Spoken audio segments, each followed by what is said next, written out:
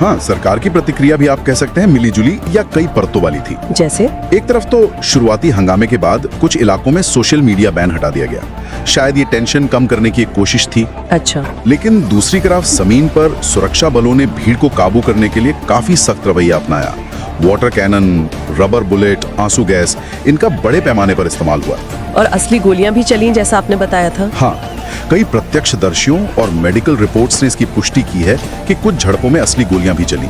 और बल का ये प्रयोग, खासकर जब घातक बल का इस्तेमाल हुआ, उसने स्थिति को शांत करने के बजाय और बिगाड़ दिया।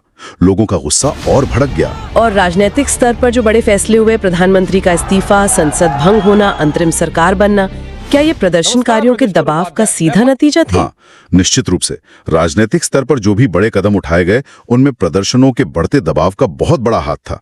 प्रधानमंत्री ओली का इस्तीफा तो सीधे सीधे इसी दबाव का नतीजा था। और संसद भंग होना भी उनकी मांग थी? बिल्कुल, राष्ट्रपति ने संसद भंग की, वो भी प्रदर्शनकारियों की एक मुख्य मांग थी।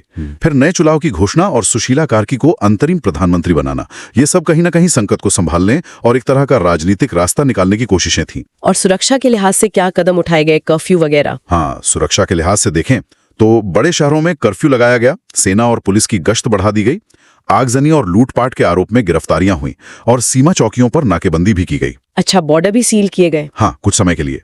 इससे जरूरी चीजों की सप्लाई पर असर पड़ा, जिससे आम लोगों को दिक्कत हुई। बाद में अवश्य कुछ सीमाएं और सप्लाई रूट कड़ी निगरानी में खोले गए। इसका मानवीय और आर्थिक असर कितना गहरा पड़ा? आपने हताहतों के जो आंकड़े बताए वो तो बहुत ही चिंताजनक है। हाँ, मानवीय कीमत तो बहुत ही भारी पड़ी। जैसा हमने बात की, मरने वालों का आंकड़ा कम से कम 51 तक पहुंच गया कुछ रिपोर्टों के मुताबिक, और घायल 1000 से ज्यादा।